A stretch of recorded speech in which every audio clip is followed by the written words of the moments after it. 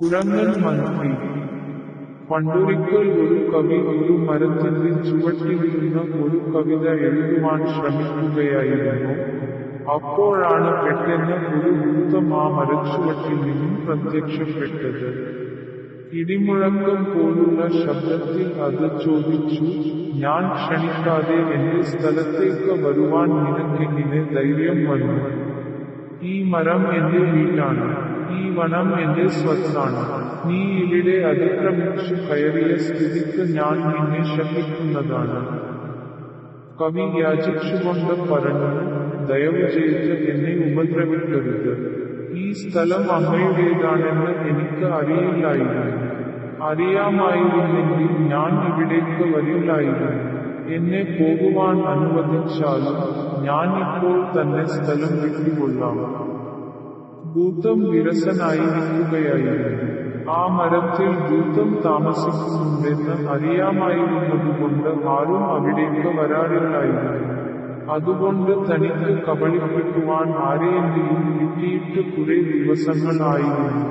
തനിക്ക് കുഴപ്പത്തിൽ ചാടിക്കുവാൻ ഇപ്പോഴാണ് ഒരാളെ കിട്ടിയത്.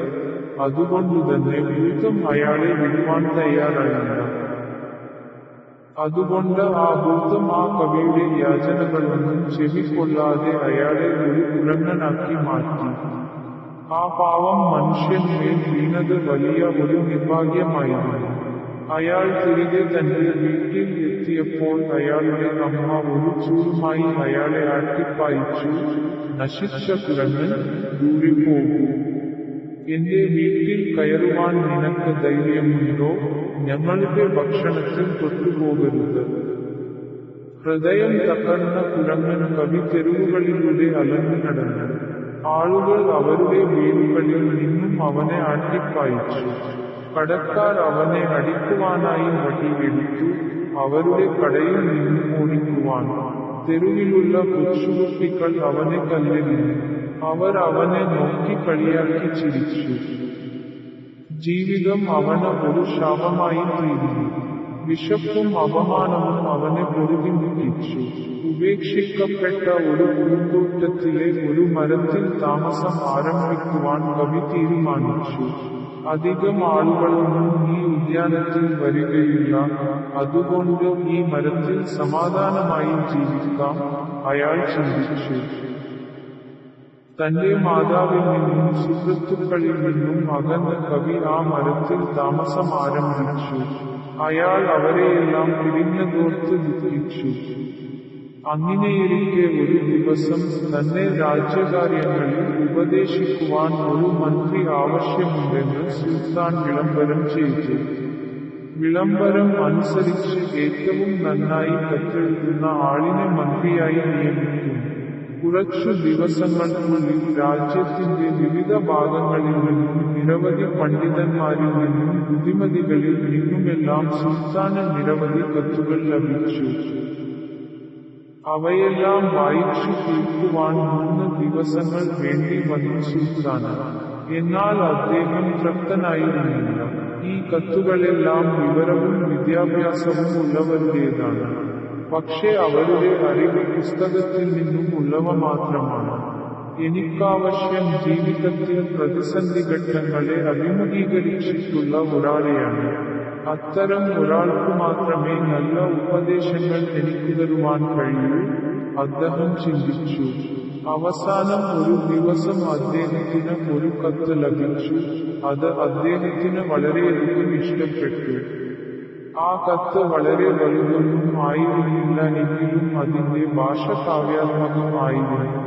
അതിൽ സുൽത്താനുള്ള ചില ഉപദേശങ്ങളും ഉണ്ടായിരുന്നു. ആ കത്തെഴുതിയ ആളെ കണ്ടുപിടിക്കുവാൻ അദ്ദേഹം ആളയച്ചു. അതെഴുതിയ ആൾ സഭയിൽ എത്തിയപ്പോൾ എല്ലാവരും അത്ഭുതപ്പെട്ടു. അതൊരു മനുഷ്യനായിരുന്നില്ല.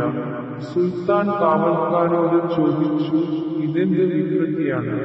ഞാൻ നിങ്ങളോടാവശ്യപ്പെട്ടത് ഈ കത്തെഴുതിയ ആളെ കൊണ്ടുവരുവാനാണ്, എന്നാൽ നിങ്ങൾ ഒരു കുരങ്ങനെ കൂട്ടിക്കൊണ്ടു വന്നിരിക്കുന്നു." അത് കുരങ്ങൻ കവി ആയിരുന്നു. അയാൾ തൊഴുകൈകളോടെ സഭയിൽ നിന്നുകൊണ്ട് പറഞ്ഞു, തമ്പുരാനെ, ഇത് വികൃതിയല്ല. യഥാർത്ഥത്തിൽ ആ കത്തെഴുതിയത് ഞാൻ തന്നെയാണ്. ഈ രൂപത്തിൽ അങ്ങയുടെ മുൻപിൽ വരണോ വേണ്ടയോ എന്ന് ഞാൻ ആലോചിക്കുകയായിരുന്നു. അപ്പോഴാണ് എന്നെ കൊണ്ടുവരുവാൻ അങ്ങ് ഉത്തരവായത്. എനിക്കെങ്ങനെ അങ്ങയെ ധിക്കരിക്കാനാകും? എന്നാൽ എന്നെ അങ്ങയുടെ ഉപദേശകനാക്കണമെന്ന് ഞാൻ ഒരിക്കലും ആവശ്യപ്പെടുകയില്ല. അങ്ങ് ഒരു കുരങ്ങന്റെ ഉപദേശമാണ് തേടുന്നതെന്ന് ജനം അറിഞ്ഞാൽ ജനം ചിരിക്കും. കുരങ്ങൻ കവി നടന്ന കഥകളെല്ലാം വിശദമായി പറഞ്ഞു. സുൽത്താന് അയാളോട് ദയ തോന്നി. അദ്ദേഹം കൊട്ടാരം മാന്ത്രികനെ വരുത്തി. വളരെ ശക്തനായ മാന്ത്രികനായിരുന്നു അയാൾ. അയാൾ ഒരു മന്ത്രം ചൊല്ലിയ ഉടനെ കുരങ്ങൻ കവി അയാളുടെ യഥാർത്ഥ രൂപത്തിലായി. കുരങ്ങൻ കവി നിറകണ്ണുകളോടെ സുൽത്താന് നന്ദി പറഞ്ഞു. കവി വർഷങ്ങളോളം സുൽത്താന്റെ വിശ്വസ്തനായ ഉപദേശകനായി അദ്ദേഹത്തെ സേവിച്ചു. സുന്ദരനായ കവിയെ സുൽത്താൻ കൂടുതൽ ഇഷ്ടപ്പെടുവാൻ തുടങ്ങി.